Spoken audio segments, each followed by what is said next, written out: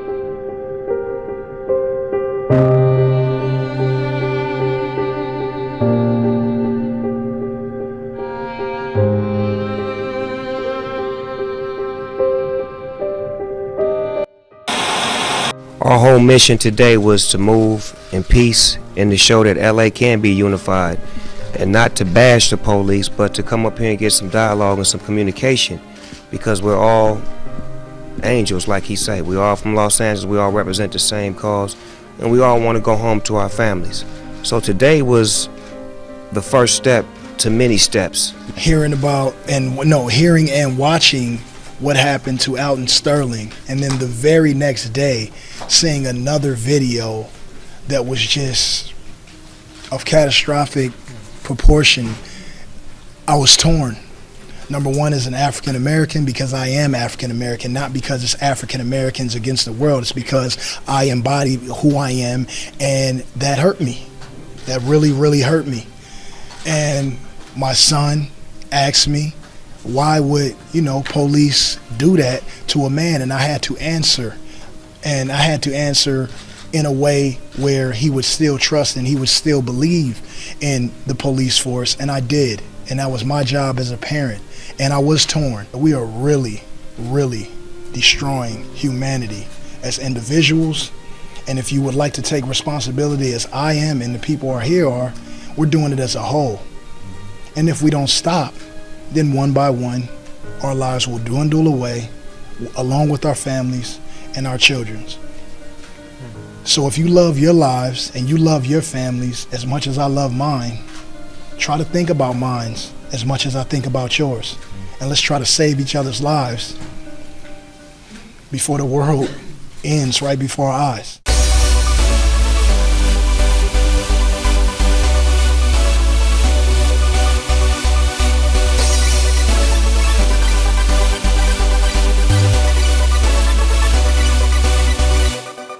Today's show, we have Wiggy Weekend, and in our artist spotlight, we have Catey Shaw. We're going to bring all that to you and more when we come back after these messages. It's the return of the boom, return of the box. Bass so low you can feel it when it drops. Indoor, outdoor, powered by Monster. A blast from the past, so you know it's gonna rock ya. one. We pump up the volume and you know you gon' get one. The Monster Blaster, it's what we call this. The subwoofer king for your boomaholics. Come on everybody, let's all get down. With powerful bi-directional sound. The bottom solo it vibrates the ground. From city to city and from town to town. So if you're hippin' or you're hopping or you're pop locking, working out to the beat and either bass dropping, you're looking for an integrative subwoofer with twice the wattage. Say Monster Products. Check it out, check it out.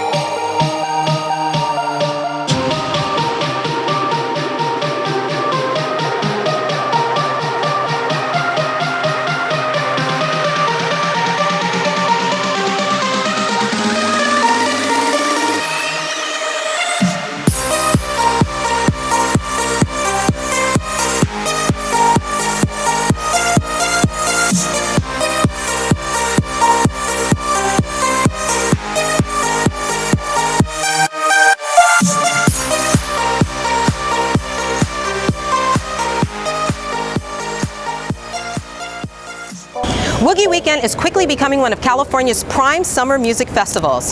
So what's a Woogie Weekend? Well, let's check it out.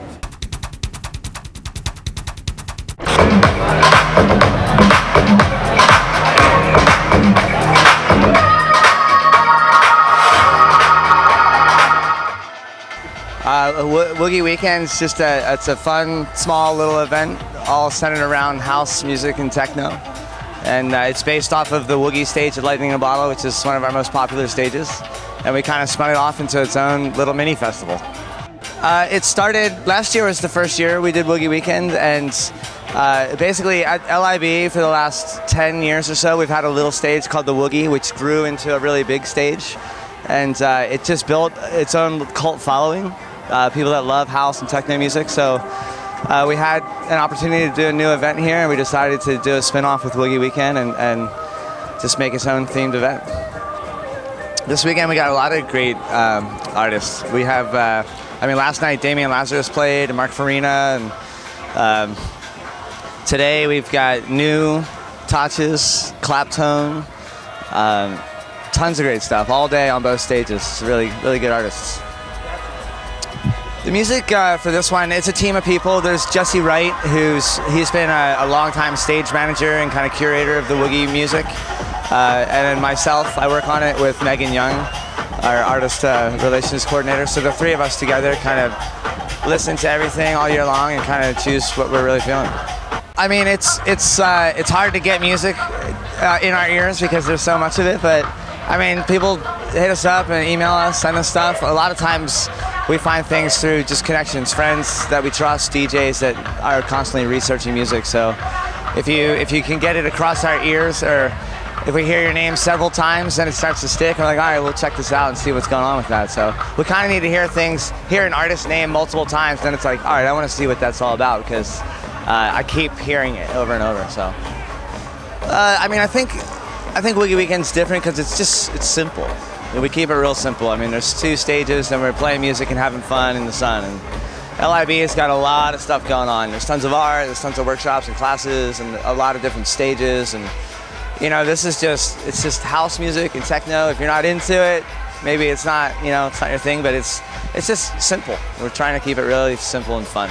Our crew is actually having a blast working because it's so easy for us, because there's not a whole lot to do. Once we open the doors, it's just fun for us too. I mean, I think our goal is to just kind of keep it simple. We'll keep water has become a theme. Last year we had it for the first time, and we got rained out with a torrential downpour with flash flooding. So we kind of are like embracing the water theme and trying to just add more water elements. We're gonna have a huge water balloon battle in a couple hours here, and we got the slip and slide going over there, which is crazy. So I don't know, I think we'll just slowly add some things, but we're gonna just keep it simple. It'll just be more people, but simple setup. We're in a little area called Silverado, California, and it's kind of nestled in a valley just outside of Irvine. So we're 45 minutes from Los Angeles, but you'd never know it out here because you don't see anything man-made. We're just in a huge valley. It's all nature out here, so it's a really beautiful spot, and it's easy to get to close to the city, so it's perfect. Plus, they let us go all night long out here, so.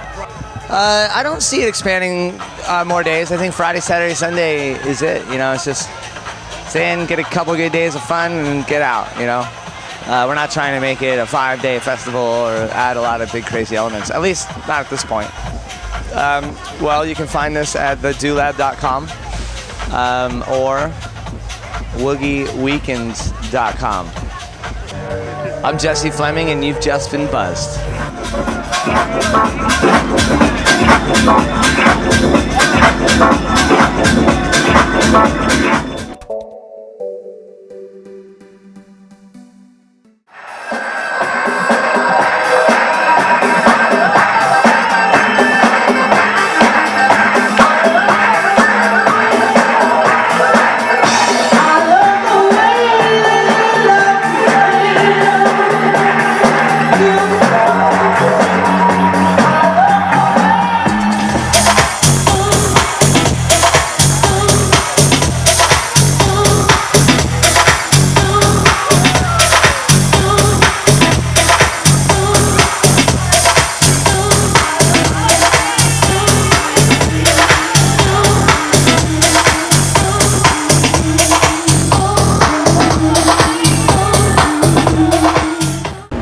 More new music buzz after these messages.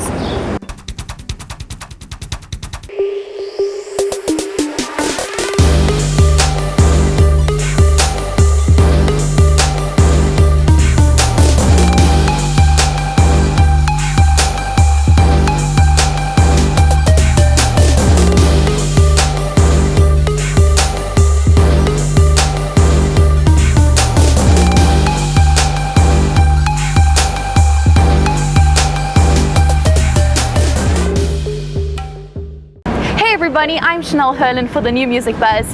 In July, I'll be covering behind the scenes of So You Think You Can Dance top 10 live shows. Let's have a look. They say big things come in small packages, so the search is on, America, for the biggest little surprises you've got. This is So You Think You Can Dance, the next generation. This season, we are looking for the best dancers that America has to offer, but they're all going to be kids. We're going to pick the 10 best. Someone got a ticket! And they are going to be paired up with some of our favourite all-stars. We have all your favourite choreographers, and also we've got Maddie Ziegler, who's going to be a very, very special judge on the show. I'm hoping to bring something new so the kids can feel like they have someone more their age that they can go to for help. And I think it'll be cool because like we'll help each other. This is a completely different show. This is a completely different season. These kids are gonna have stories to share. It reminds me of being that same kid and how passionate I was about growing up and experiencing life through dance. It's gonna be up to the choreographers what we're able to pull out of these kids. The next generation is fierce.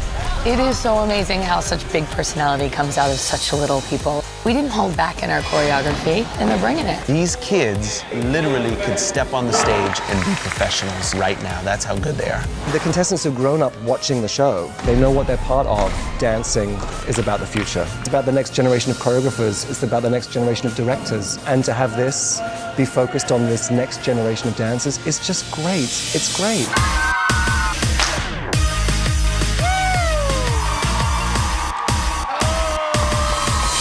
Are you ready? I'm Chanel Herlin, and you've just been buzzed. In our artist spotlight, we have pop rocker Catey Shaw. So let's take a look. Hey, my name is Catey Shaw, and you're watching the Buzz Artist Spotlight. I can't love a lovesick jerk. I can't love a lovesick jerk. Big jerk. I can't love a lovesick jerk.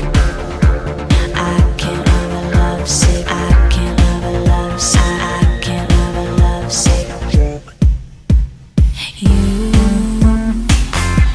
You used to be mysterious. You used to keep me curious. When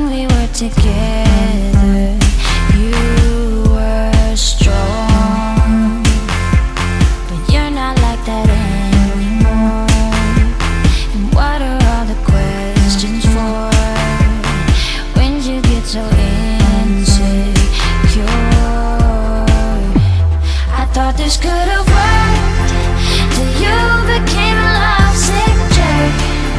I never thought I'd see you begging and pining and shaking and whining. No, no. I'll tell you how I feel, but you just can't believe it's real. I can't spend all my time explaining and trying. It shouldn't be so much work. I can't love a lovesick jerk. I got my start in music in New York. I always like sang when I was little and in high school and everything, but I busked in the subways in New York, where I met Jay Levine, who scooped me up and took me into the studio, and then I started writing then. So that was only, a little over 4 years ago that I've even been making music seriously. The Ransom EP is kind of this little package of stuff that I wanted to put out because I had all these songs that I didn't want to get left in the dust now that I've kind of caught onto this new thing and I'm writing this album and I really have a clear vision for it.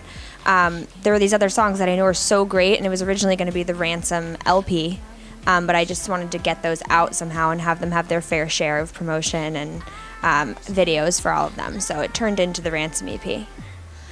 When people ask me, it's really hard. It's like the worst question, but everyone asks it, and it's a very valid question. I always just kind of say pop music. I think that that's fine. I don't know, some people use pop in a way that it's something to be ashamed of or just like mainstream, but I think that there's something cool about pop music where it kind of speaks to everybody, and it doesn't take a cool person to understand it, It doesn't need to be translated by the hippest person right now. It's kind of everyone's music, so I think that's kind of descriptive.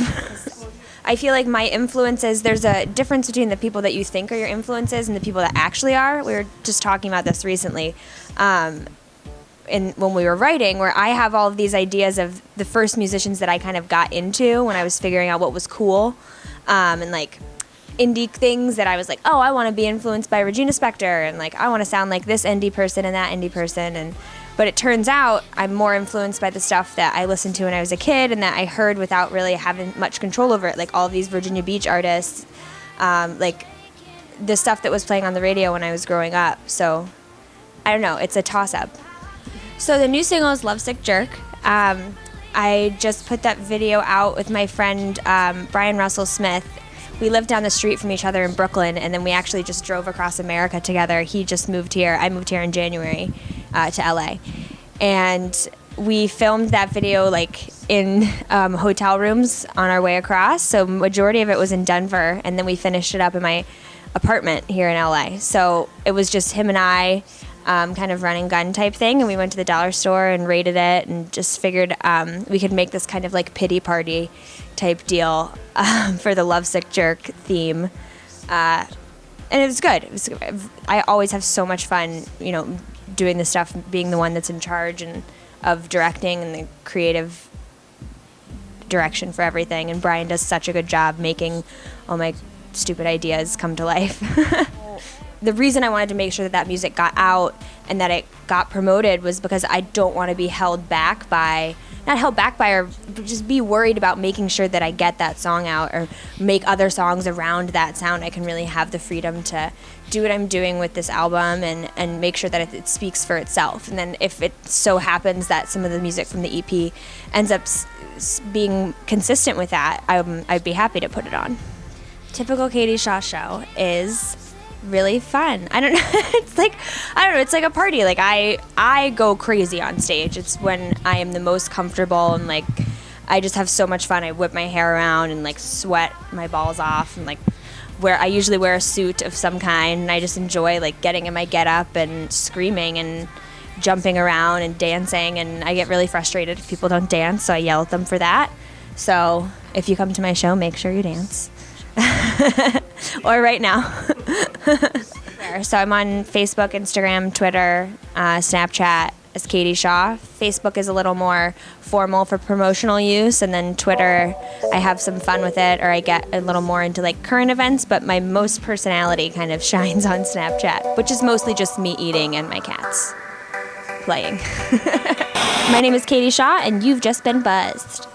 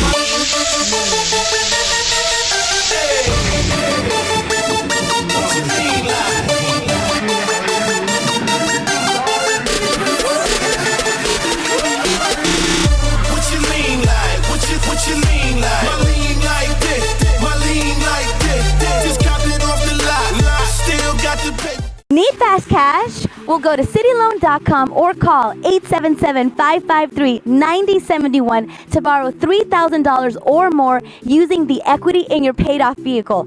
The best part? No credit checks. Your car is your credit with City Loan. Over 99% of City Loan customers are in good standing every month. So call 877-553-9071 now. And get this, if you sign up today and you are approved for a loan, you will receive a $25 gift card from Target. Be sure to mention promo code TVAD to receive your gift card. Also, don't forget to like City Loan on Facebook at City Loan Community and follow us on Twitter at City Loan. Now back to the New Music Buzz. Hey everyone, this is Jocelyn Polite with another edition of Light It Up. Today the spotlight is on Fergie, who is back with a new music video. The Duchess dropped a new song and music video, MILF, with the assistance of some fellow hot moms, Kim Kardashian, Chrissy Teigen, who is breastfeeding in the video, and Ciara. Fergie disappeared after becoming a mom and taking a well-deserved maternity leave, but does that hurt female artists in the music industry? Other artists like Christina Aguilera and Pink have not met their same record sales since motherhood. On the flip side, artists like Kelly Clarkson and Beyonce haven't skipped a beat. They've quickly gone back on stage and on tour with child in tow. Now, Adele was recently blessed with motherhood, but showed no drop in sales afterwards, possibly due to her already slow-paced album release schedule. Adele did take some time in between albums to raise her son, but fans are still buying her records. So what have we learned so far? That motherhood often stifled record sales. Even the original Queen Bee herself, Britney Spears, saw a drop in sales after birthing 2 boys.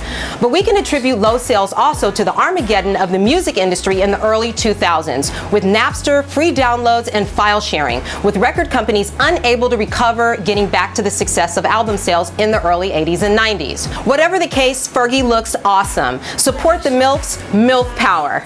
For more music news, go to www.thenewmusicbuzz.com and follow me at Jocelyn Polite. That'll do it for this segment of Light It Up. Peace out.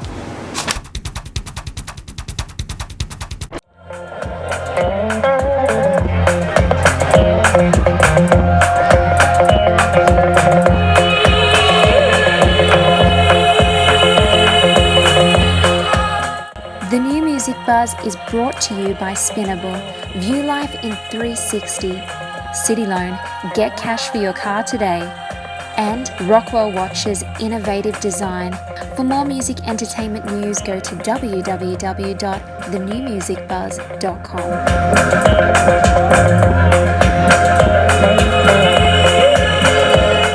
That's all we have. Special thanks to Summer, Jesse Fleming, Candace Brown, and Katie Shaw. Don't forget to like us on Facebook, follow us on Twitter, and double tap us on Instagram, all at The New Music Buzz. I'm Jocelyn Polite. Deuces.